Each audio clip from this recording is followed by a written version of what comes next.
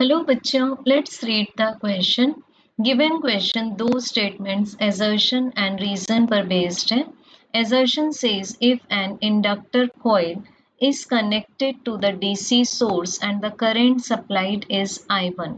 If the same coil is connected to an AC source of same voltage, then current is I2, then I2 less than I1. And reason में कहा गया है in AC circuit inductor coil offers more resistance. So बच्चों हम एक inductor coil consider करते हैं. Inductor coil is also called as the choke coil और इसका इंडक्टेंस मान लेते हैं L.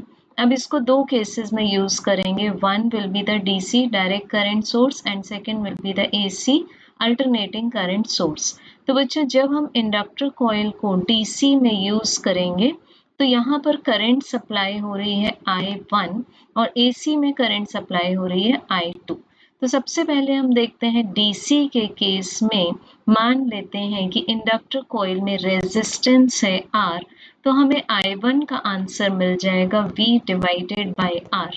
अब AC के केस में बच्चों inductor coil resistance as well as inductive reactance it means XL भी ऑफर करेगा to the flow of the AC current. तो XL क्या है यहाँ पर इंडक्टिव रिएक्टेंस. तो हमें इम्पीडेंस मिल जाएगा square root of R square plus XL square. अब बच्चों हमें I2 की जो वैल्यू मिलेगी that will be V divided by Z. अब V की वैल्यू तो सेम है तो यहाँ हम देख सकते हैं कि जो Z की वैल्यू है that is more than the value of the resistance which was only in DC.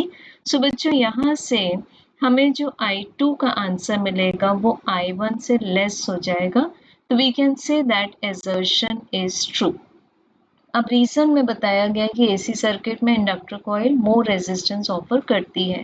तो बेसिकली हम एसी सर्किट में रेजिस्टेंस को क्या बोल रहे हैं जो कि इंडक्टर कॉइल ऑफर करती है that is called as the impedance. और ये हम देख चुके हैं कि इम्पीडेंस की जो वैल्यू है वो रेजिस्टेंस से ज़्यादा है. सो रीजन भी करेक्ट है and it justifies why I2 is less than I1. So correct answer will be option number A. Thank you.